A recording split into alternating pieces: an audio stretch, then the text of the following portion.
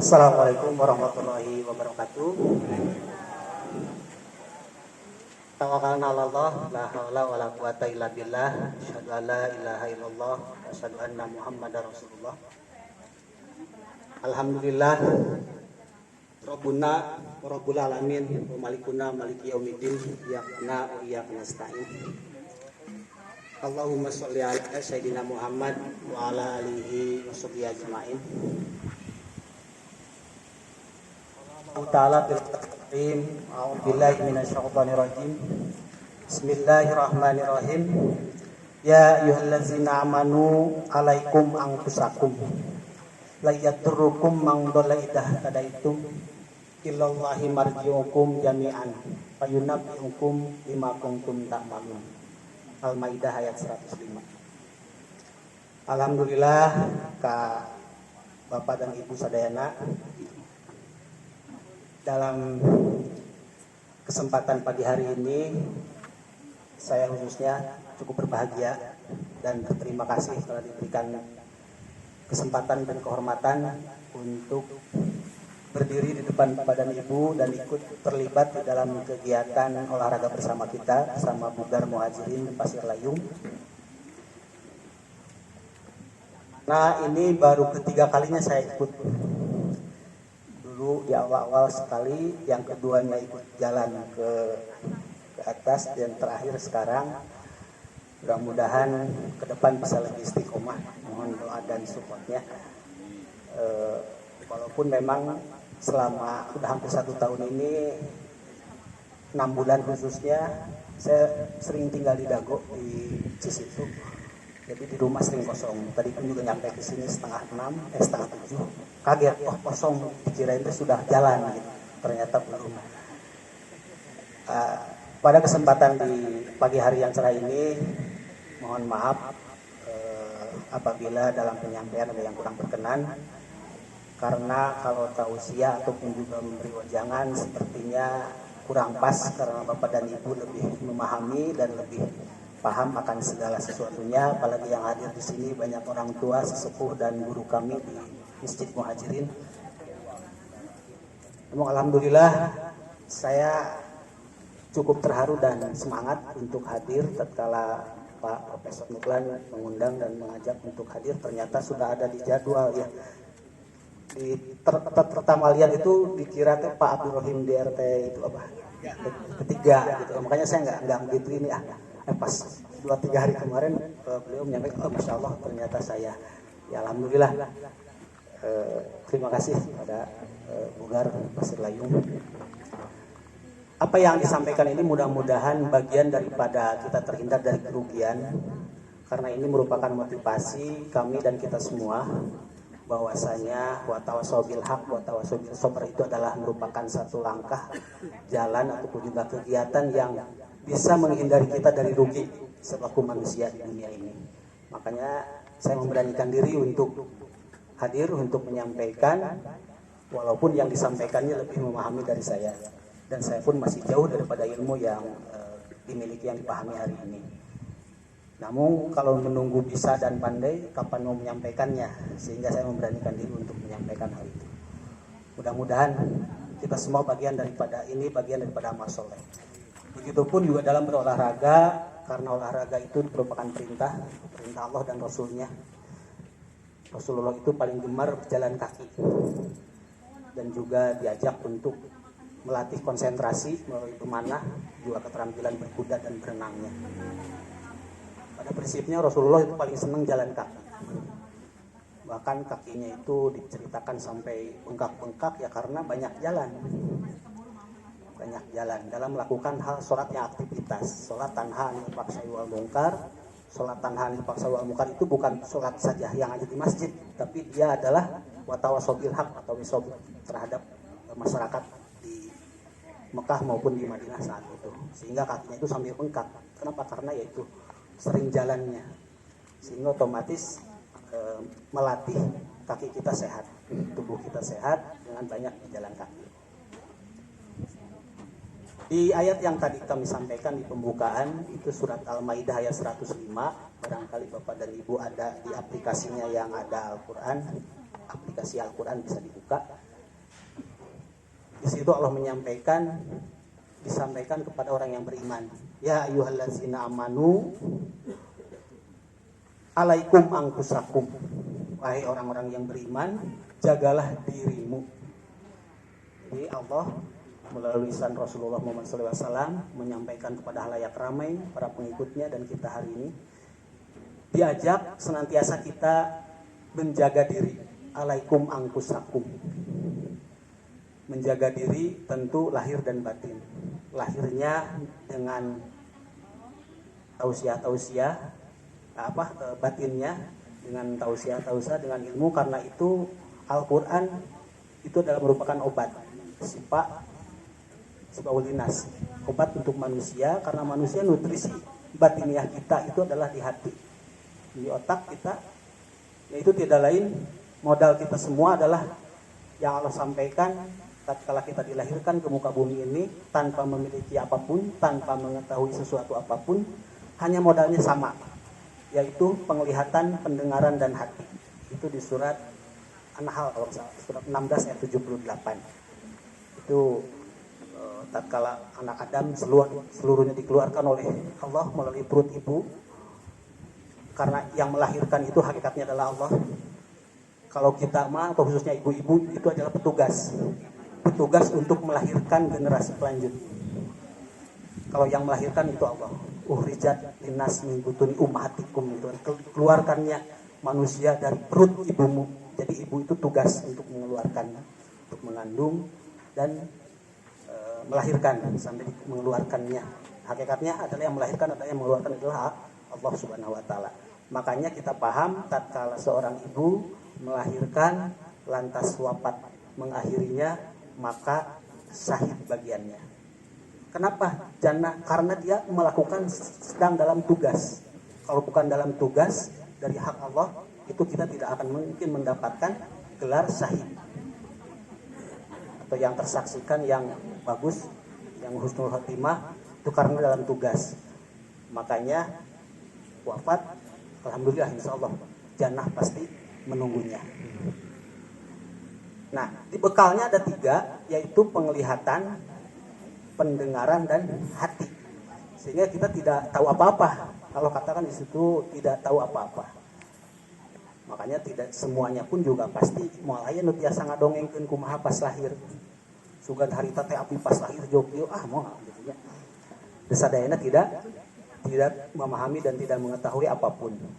Dan modalnya sama. Seluruh manusia di dunia ini modalnya sama, yaitu penglihatan, pendengaran, penglihatan dan hati. Urutannya itu pendengaran, penglihatan dan hati.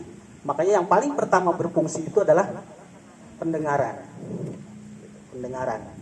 Selanjutnya bayi kalau kita perhatikan baru bisa melihat tatkala kita diberikan ilus atau diberikan gerakan-gerakan, dia pasti akan melihat.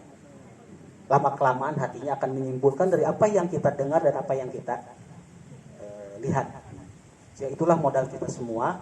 Maka alaikum anfusakum, jagalah diri kita semua. Minimal 3 unsur itu yang hak manusia seluruhnya, yang Allah berikan, yang Tuhan berikan, yaitu pendengaran, penglihatan dan hati.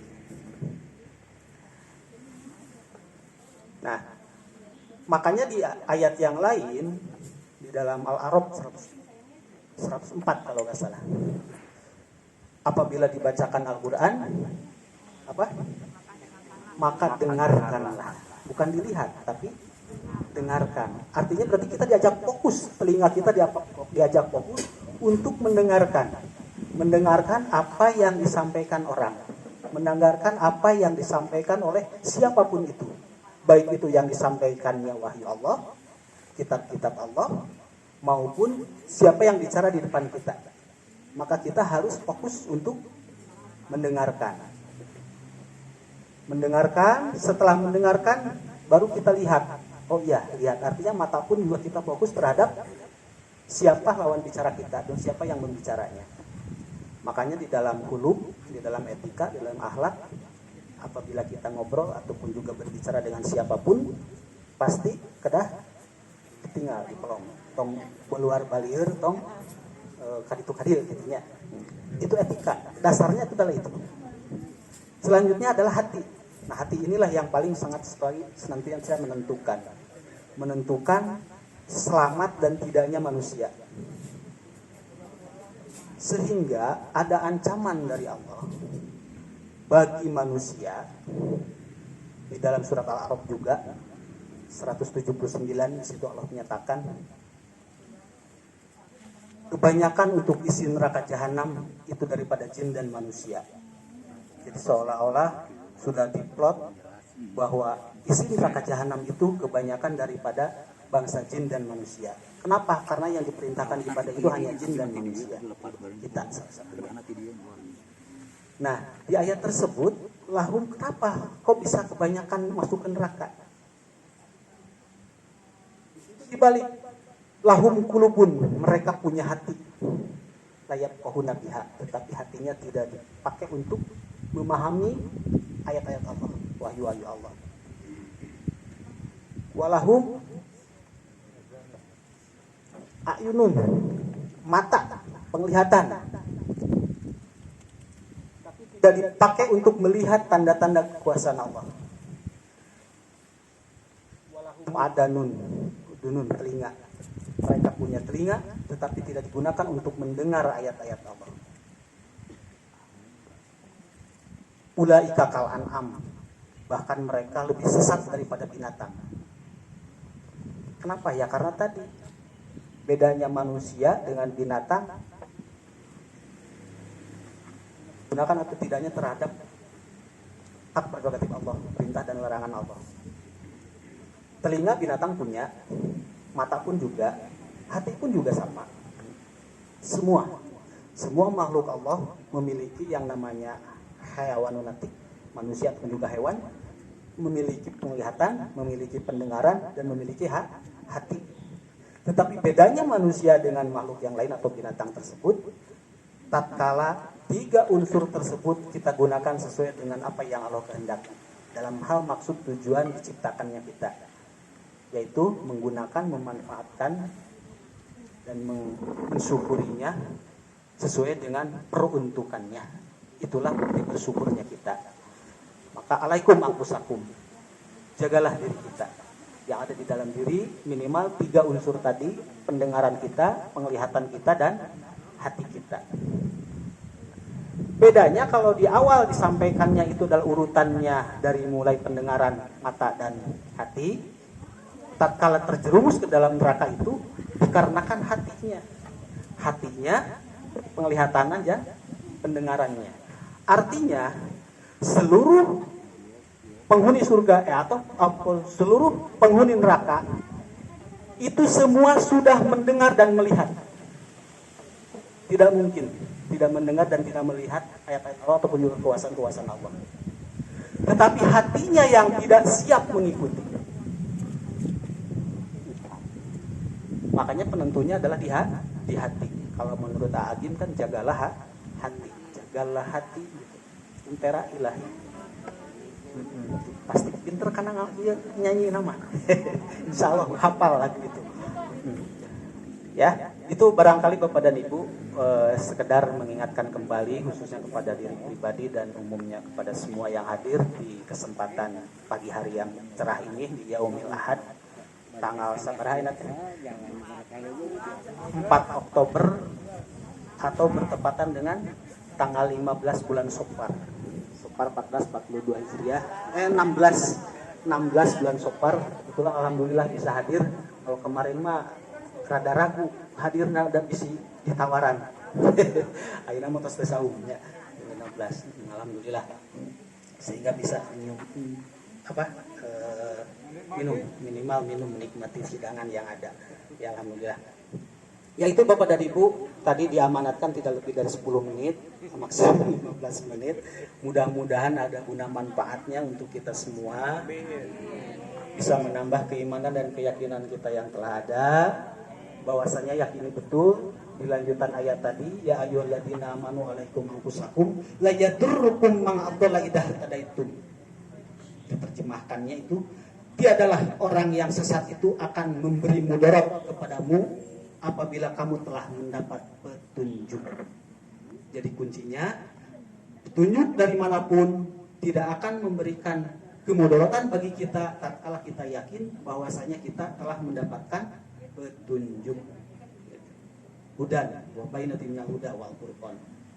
Petunjuk, penjelas daripada petunjuk, sehingga hati menyimpulkan, bisa memberikan furqan, memberikan sikap, ya ini benar, ya ini salah, ya ini sesuai dengan protokol Allah, ya ini sesuai dengan protokol Rasul, ya ini sesuai dengan protokol kemanusiaan. Contohnya di masa pandemi ini, itu adalah protokol Allah, protokol Rasulullah, dan protokol juga hasil olah pikirnya manusia demi kesehatan dan kemanusiaan keseluruhannya. Demikian yang bisa kami sampaikan. Mohon maaf atas segala kekurangan. Alhamdulillah wa yafadna walhamdulillahirabbil alamin. Dan mari kita mendoa bersama-sama. Mudah-mudahan apa yang kita perintahkan dan doakan semoga Allah mengijabahnya. Berkenaan dengan kegiatan kesehatan, insyaallah difokuskan kepada kesehatan dan keberkahan rezeki. A'udzubillahi minasyaitonirrajim. Bismillahirrahmanirrahim. Alhamdulillahirabbil alamin. Allahumma shalli ala sayyidina Muhammad wa ala alihi washabihi ajmain. Allahumma ya Allah la ilaha illallah al-malikul haqqul mubin Muhammadur Rasulullah shadiqul wa'dil amin. Allahumma ya Allah, berilah kesehatan yang paripurna kepada manusia sedunia ini ya Allah. Allahumma ya Allah, berilah kesehatan yang paripurna kepada bangsa Indonesia secara keseluruhan ya Allah. Allahumma ya Allah, sadarkanlah para pemimpin-pemimpin Indonesia supaya lurus dalam melaksanakan tugasnya ya Allah. Allahumma ya Allah, kami minta tolong padamu, limpahkanlah rezeki yang berlimpah kepada kami untuk menyelesaikan dan menjawab semua perintah dan laranganmu dalam hal mentegakkan nilai kalimatilahmu ya Allah.